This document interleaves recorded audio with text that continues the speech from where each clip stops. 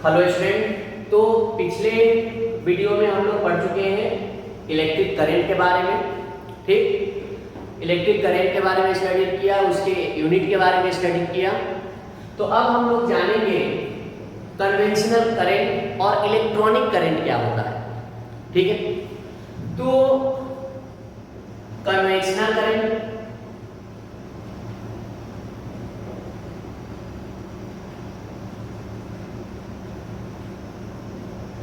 और दूसरा है इलेक्ट्रॉनिक करंट।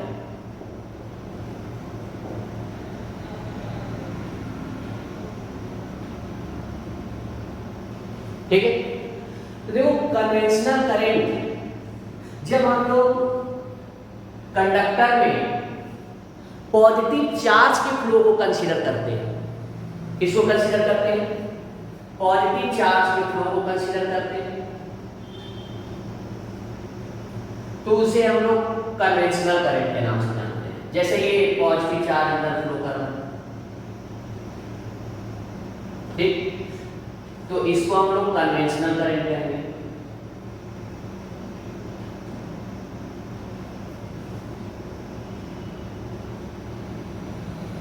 ठीक है, और ये आई कंसीडर तो इधर होगा ही। ठीक, इलेक्ट्रॉनिक करंट जब कंडक्टर में हम लोग इलेक्ट्रॉन के फ्लो के डायरेक्शन में करंट को कंसीडर करेंगे। जैसे या हम कह सकते हैं नेगेटिव चार्ज,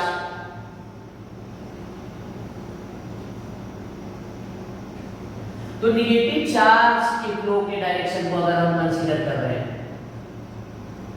ठीक, तो इसको हम लोग इलेक्ट्रॉनिक करंट कहेंगे। और इलेक्ट्रॉनिक करंट का डायरेक्शन ये होगा along the direction of negative charge, flow of negative charge, तो इसको हम लोग बोलते हैं इलेक्ट्रॉनिक करंट।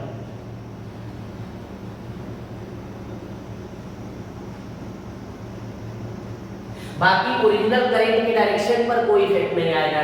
जैसे ये आई इधर, ठीक है, आई इधर ही रहेगा। बात समझ में आ रही? यानी कि जो मेन करंट का जो डायरेक्शन होता है वो तो कंसीडर होता है हमेशा ही along the direction of flow of positive charge. ठीक, तो इलेक्ट्रॉन मूव कर रहा है तो उसके डायरेक्शन में हम लोग अगर करंट कंसीडर कर रहे हैं तो उसको हम लोग इलेक्ट्रॉनिक करंट के नाम से जानते हैं।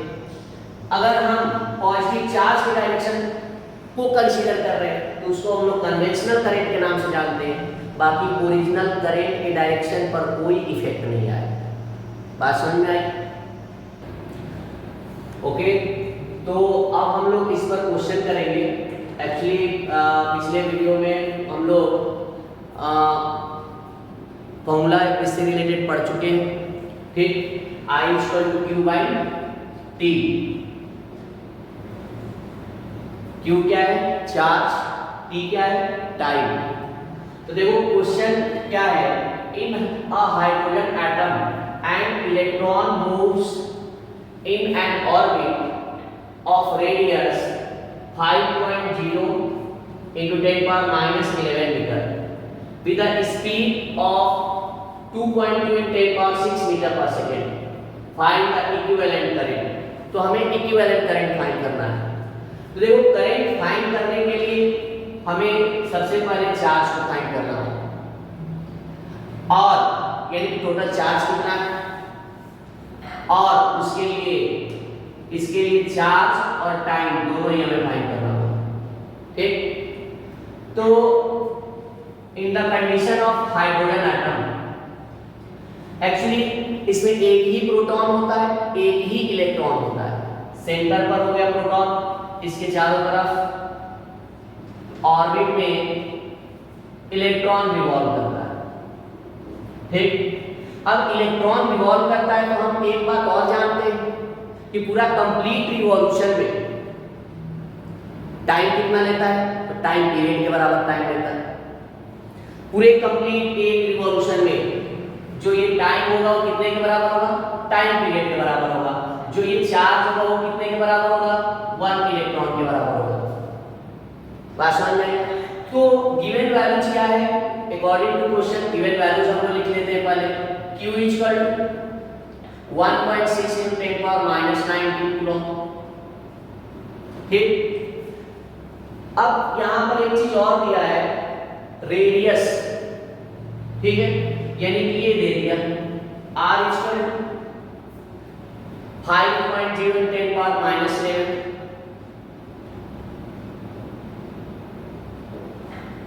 ठीक, उसके बाद से इलेक्ट्रॉन की स्पीड कितना है, ये भी दे दिया, स्पीड कितना है v equal to 2.2 into 10⁶ metre पर सेकंड। ठीक है, अब देखो ये सब डेटा दिया है, लेकिन हमें हमारे पास टाइम पीरियड नहीं है, चार्ज नहीं है, टाइम पीरियड नहीं है, तो टाइम पीरियड हमें निकालना पड़ेगा इस कंडीशन में। ठीक, कैसे निकालेंगे, क्या होता है टाइम पीरियड? तो टाइम पीरियड तो हम टाइम हमेशा से ही डिस्टेंस अपॉन स्पीड होता है। ठीक, तो डिस्टेंस हमें टाइम पीरियड और टाइम में क्या डिफरेंस है? तो टाइम देखो किसी भी डिस्टेंस के लिए निकाला जा सकता है, किसी भी ड्यूरेशन के लिए निकाला जा सकता है, लेकिन यहाँ पर टाइम पीरियड केवल और केवल एक रिवॉल्यूशन के लिए निकाला जाता है। और एक रिवॉल्यूशन में कितना डिस्टेंस ट्रैवल करेगा? 2πr। तो एक रिवॉल्यूशन में 2πr डिस्टेंस ट्रैवल करेगा। ठीक, उसकी स्पीड कितनी है वो गिवन है यहाँ पर, तो ये v है, यानी t = 2πr/t। हमें टाइम पीरियड दिया गया यहाँ से। ठीक, अब हम अप्लाई कर देंगे पूरा, किसमें? ये सब्स्टिट्यूट कर देंगे इस वाले इक्वेशन में, यानी कि I = Q की वैल्यू है 1.6 × 10⁻⁻19, 1.6 × 10⁻⁻19, और स्मॉल t की जगह कैपिटल T, और कैपिटल T का वैल्यू कितना है, यानी कि 2πr × v, ये हम ऊपर कर देंगे। ठीक, इसको अब कैलकुलेट कर लेंगे, यानी कि I = 1.6 × 10⁻⁻19, स्पीड कितना दिया है? तो स्पीड यहाँ पर दिया है 2.2 × 10⁻⁶, 2.2 × 10⁻⁶, तो हमें 6 यहाँ लिखने की जरूरत नहीं है, यहीं पर +6 कर सकते हैं। ठीक है, इसके बाद भी बच जाएगा। नेक्स्ट क्या है? 2πr, यानी कि 2 पाई की वैल्यू 3.14 और r की वैल्यू 5.0 लिखने की जरूरत नहीं, 5 क्यों लिख लीजिए। और फिर से यहाँ पर 10⁻−11 है, यहाँ पर हम 10⁻−11 लिखेंगे, नीचे से जब ऊपर जाएगा तो यहाँ पर क्या हो जाएगा? +11 हो जाएगा। ठीक, अब I = ये कैंसिल करो, 0.8 आ जाएगा, यानी I = 0.8 मल्टीप्लाई 2.2 अपॉन 3.14 into 5। अब यहाँ पर देखो 11 + 6 17 हो जाएगा, 19 में से 17 जाएगा तो 2, लेकिन ये ग्रेटर है तो -2 लिखेंगे, यानी कि 10⁻⁻² आ जाएगा। यहाँ से इसको कैंसिल कर दो, 0.44 आ जाएगा।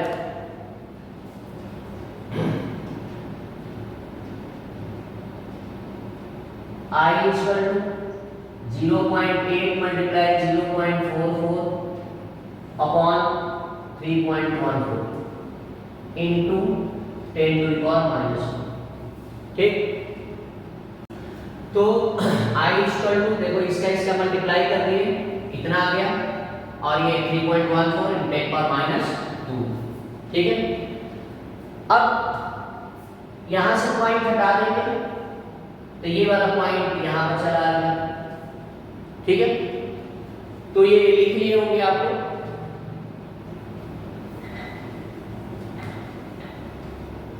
तो I = ये हो जाएगा 35.2 अपॉन 314 इंटू 10⁻²। यहां से पॉइंट अगर हटा दोगे यहां क्या हो जाएगा? 10⁻³ और ये हो जाएगा 314। ठीक है, I = अब इसको हमें डिवाइड करना है, तो डिवाइड करने के बाद ये डिवाइड कर लिया घर पे कर सकते हैं, कर लीजिए। 1.12 के आसपास नियरली आएगा इंटू 10⁻³ एम्पियर, या I = 1.12 मिली एम्पियर, इतना करंट फ्लो। तो लिख लीजिए, नोट कर लीजिए। तो स्टूडेंट नेक्स्ट क्वेश्चन है, the charge flowing in the conductor changes with time as qt = alpha t minus vt square plus gamma tq, ठीक है, where alpha, theta and gamma are constant, then minimum value of current you have to find, ठीक है। Option दिए alpha minus 3 beta q upon gamma, alpha minus gamma square upon 3 beta, beta minus alpha square upon 3 gamma, alpha minus beta square upon 3 gamma, ठीक है। तो हमें time के respect में ये वेरिएबल वैल्यूज दी गई है, ठीक है, जो q है। अब इससे हमें करंट की वैल्यू फाइंड करना है, लेकिन करंट की वैल्यू क्या होना चाहिए, मिनिमम वैल्यू होना चाहिए। बात समझ में? तो एक चीज है यहां पर समझने वाली बात है कि मिनिमम करंट के लिए हमेशा di/dt = 0 होता है, ये याद रखिए। This is only for minimum value.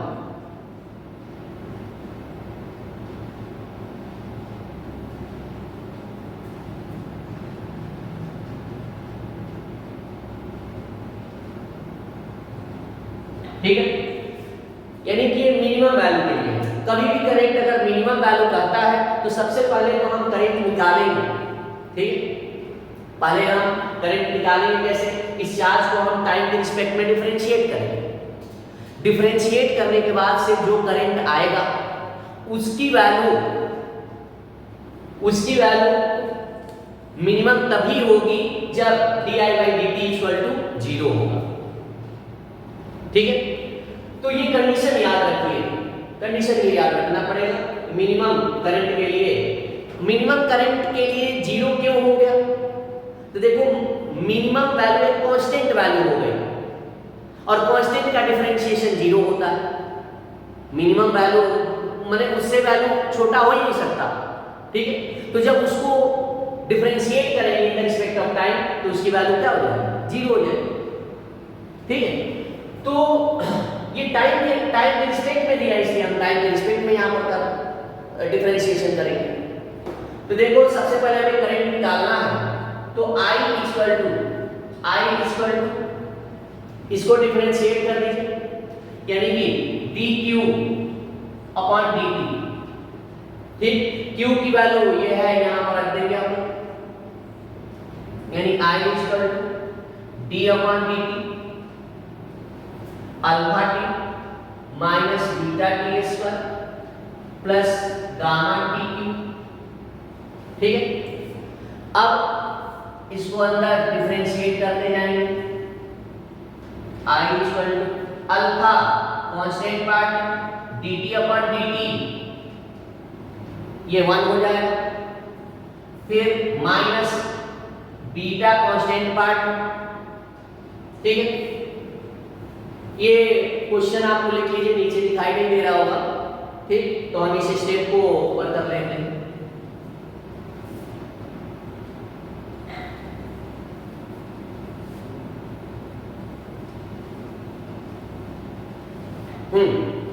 तो I =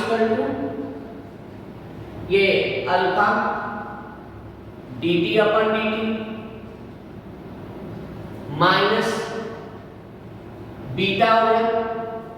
अब ये टी स्क्वायर है, यानी कि d/dt T square plus gamma d/dt dq, ठीक है। अब इसको ये देखो 1 हो जाएगा, तो अल्फा हो जाएगा यहाँ पर बीटा। अब यहाँ देखो टी स्क्वायर, ठीक। जैसे हम लोग x के पावर n का डिफरेंशिएशन करते हैं तो क्या लिखते हैं, n x के पावर n-1, ठीक है। उसी तरह से यहां पर टी स्क्वायर का डिफरेंशिएशन 2t हो जाएगा, यानी कि ये पावर जब आ जाता है तो पावर में -1 हो जाता है, यहाँ पर -1 हो जाएगा, 2 - 1 1 होता है। गामा यहाँ पर 3t² हो जाएगा, ये आई की वैल्यू है।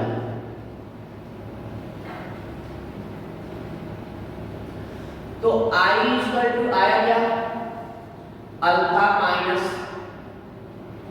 2 बीटा टी प्लस 3 गामा टी², ये वैल्यू है। अब ये तो करंट आया, ठीक है, लेकिन हमें क्या चाहिए, मिनिमम करंट। अब मिनिमम करंट के लिए कंडीशन क्या बताया, di/dt इक्वल टू 0, यानी कि फॉर मिनिमम करंट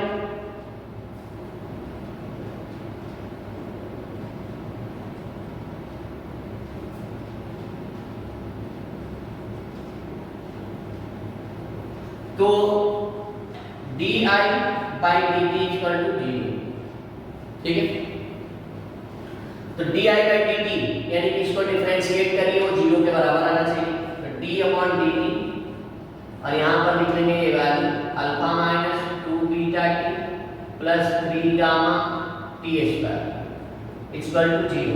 अब इसका अंदर मल्टीप्लाई कर दें, ठीक है, इसके साथ ये कांस्टेंट है, कांस्टेंट का डिफरेंशिएशन 0 होता है, तो 0 लिख लेंगे, माइनस 2 बीटा, ठीक है। अब t का डिफरेंशिएशन 1 हो जाएगा, तो ऐसे ही छोड़ देंगे, प्लस 3 गामा और t² का टाइम रिस्पेक्ट में डिफरेंशिएशन तो 2t हो जाएगा, ठीक, यानी कि ये 0। अब -2 बीटा प्लस 3 2 जा 6 गामा टी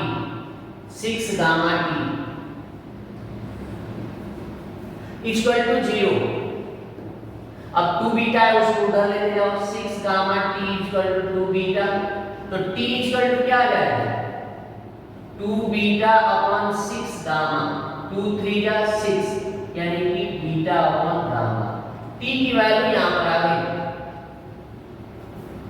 3 गामा, टी की वैल्यू आ गई यहां पर, T equal to beta upon 3 gamma, ठीक है।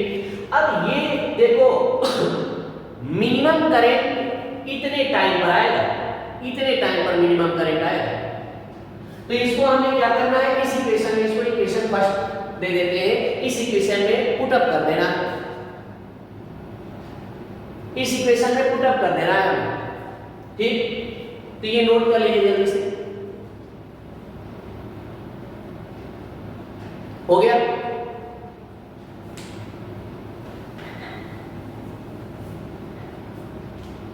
फ्रॉम इक्वेशन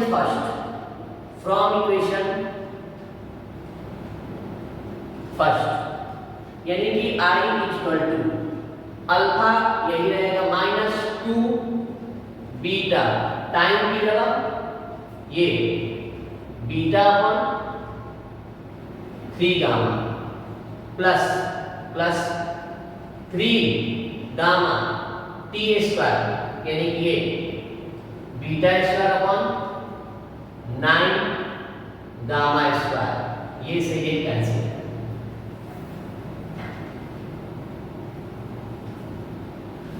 तो student i equal to alpha minus 2 beta into beta upon 3 gamma plus 3, अब देखो यहाँ पर 3 कैंसिल हो जाएगा, 3 3 या 9, ठीक है।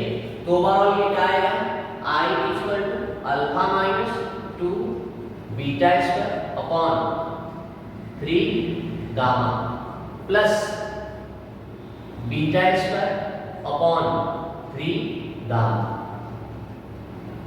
ठीक है। अब देखो ये पूरा 2 टाइम्स है, ये 1 टाइम्स है, तो 2 टाइम्स में से 1 टाइम्स माइनस हो जाएगा, तो अल्फा माइनस केवल β² अपॉन 3 गामा आ जाएगा, और यही आंसर है। ठीक है, इसका मतलब ऑप्शन डी क्या है correct, alpha minus beta square upon beta, ये सही, ठीक है।